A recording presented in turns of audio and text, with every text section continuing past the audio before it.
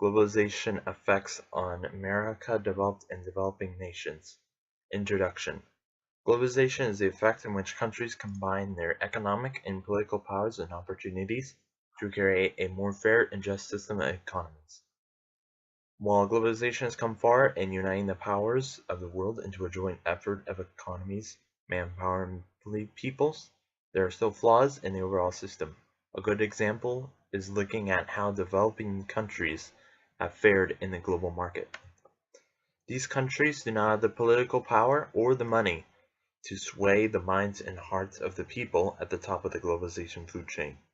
Essentially, these countries have been left behind to fend for themselves, while developed nations have thrived from the riches of international economies.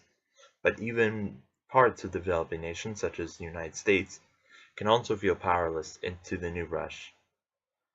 Even though the United States does not seem to take negative effects from globalization in the present day, it is clear that the effect is long-term.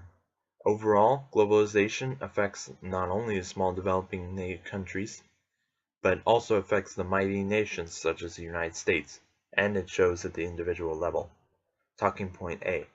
The United States has been in the forefront of the globalization effort since the mid-1970s.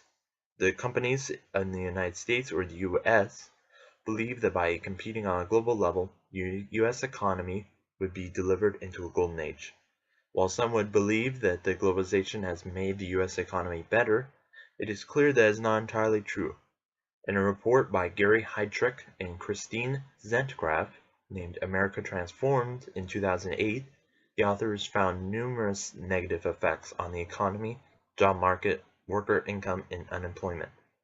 Most low-income workers in America suffer low wages, higher turnover, and fear of losing positions in a company, as seen as evidence on reduced wages and salaries over a 20-year period.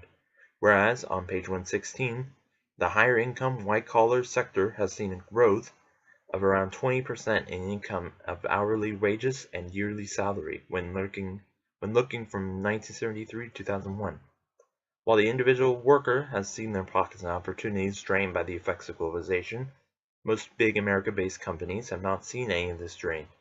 Companies have been blatantly playing globalization like a fiddle to only satisfy their growth of wealth and power. Again, looking at Transformed study on page 119, the top 1% have increased their take of the US's net worth from 33.8 to 38.1 from 1983 to 1998, while the middle 20 have been decreasing from 5.2% to 4.5%, and the bottom 40% from 0.9 to 0.2%. Plus, the property of America has been growing ever since the start of the 1980s, roughly around the same time as globalization was introduced to American companies. Overall, the American worker has been affected the most from globalization, with lower wages, higher unemployment, and poverty, while the companies have been benefiting the most. One country that has benefited immensely from globalization is the country of China. First, China's economy and gross domestic product have been growing ever since the start of globalization. In a journal called Globalization, Liberalization, and Income Economy, the Case of China, in 2014, the authors focus on the economy and wealth distribution of China in the world of globalization.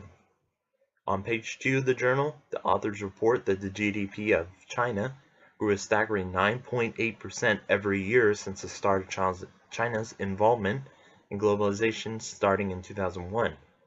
The reason why the growth is so large is because China surpassed Japan in 2010 to become the second largest economy in the United States, which is second only to the United States, and also became the largest exporting country, allowing China limitless cash flow from exports, economic stability, and growth.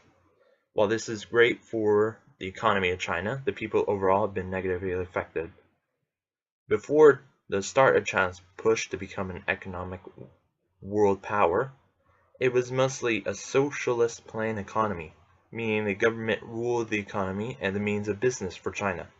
On page 1 of the journal, 1993 marked the year when China changed its economy from a planned economy to a hybrid of what they call a socialist market economy, which is using the merging of planned and market economy ideas to make a liberalized economy.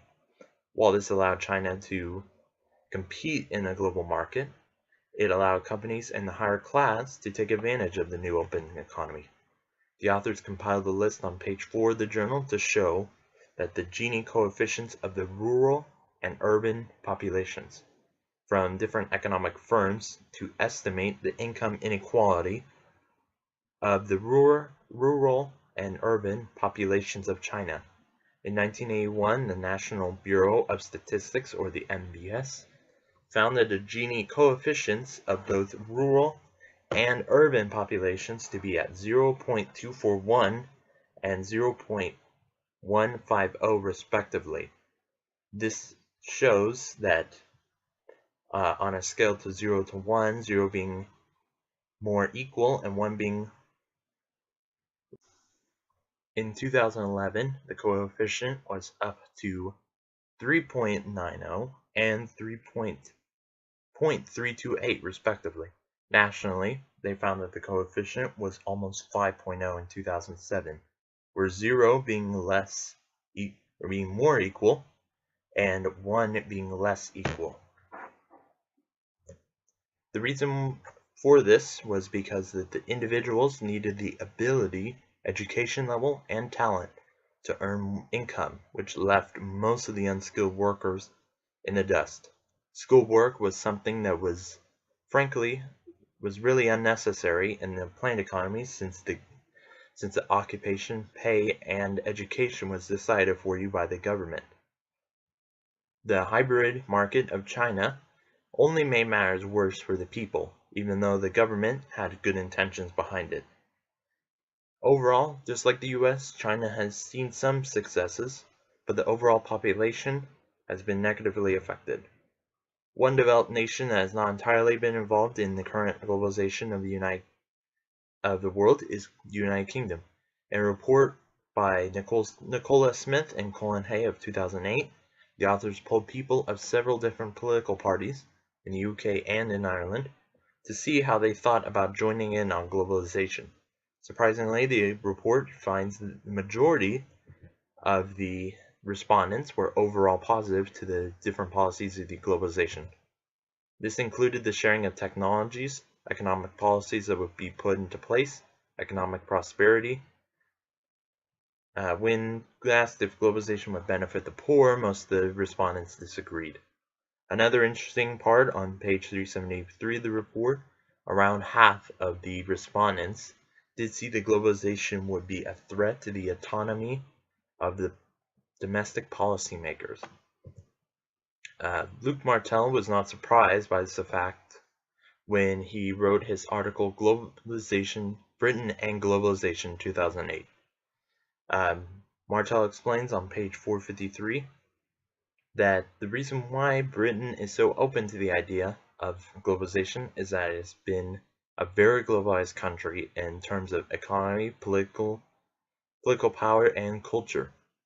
Saying Britain as an imperial power laid the foundation for early globalization of the economy and politics, and to some extent culture. Throughout the entire article, Martel argues that the British Empire can be seen as an inspiration for globalization, because the British Empire was the closest thing to globalization at the time. So this could be why people in the UK are mostly agreeing with most of the current globalization because of Britain's globalized history. Talking point B. Not only have the developed nations been affected by the movement of globalization, but developing countries have seen as much, if not more, negative effects. The developing nations analyzed are that of the ones that make up Latin America, which include all countries in South America, Central America, and some Caribbean countries. These countries are mainly disadvantaged when it comes to specialized labor. In the article The Impact of Globalization on the Poor in Latin America in 2008, authors Eric Thorbeck and Machiko Nisake argue that on page 160, that specialized labor is mostly present in developing nations, and as a result, developing nations are mostly limited to unskilled labor. This means that the production of goods at cheap prices and wages fall on the shoulders of the workers in the developing nations, while skilled labor such as medicine, design, programming, and so on move to developed nations. While this might seem as a bad thing to the overall population of those developing nations, it actually brings growth in trade and GDP to these countries. In the same report, the authors listed that the GDP growth of the several Latin American countries over the 20-year period, that there was a profound growth in GDP, while some countries going from a negative GDP to a highly positive GDP. For example, Argentina went from a negative 1.6% GDP in 1980 to almost 8.0% in 2006, while Peru went from a negative 1.8% to a 5.9% in 20 years, as quoted from page 166. Also, these same countries listed found a 3 to 4 times increase in the amount of trade intensity from 1980 to 2006 because of the increased amount of unskilled labor manufacturing and exporting of goods. Ultimately, the trade and economy, or growth of the economy, have been growing fairly rapidly for the start of globalization, since the start of globalization. But the poverty has gotten worse as income distribution inequality has increased, meaning more and more money has gone to the rich, while the poor, unskilled population has suffered. In 1981, the total number of those in poverty in Latin America and the Caribbean jumped from 39.4% to 47% in 2004, as quoted on page 169. This is because the inequality of wealth between the more elite class of those in these Latin American countries and the common person have been growing. Talking point 3. From looking at these developed nations and developing nations, globalization is something that From looking at these different developed and developing nations, globalization is something that is a step forward for the world. From looking at the different countries and how they are affected, I would answer that globalization is not a good thing for everyone to be practicing.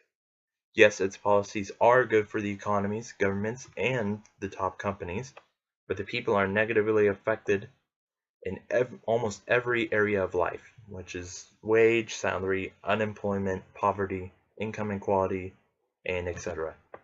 It does not just work for the common person. During research, I found the article called Financial Globalization in Emerging Economies, Much Ado About Nothing. Authors Williams and Yayate talk about the misconception that globalization is something that will benefit everyone.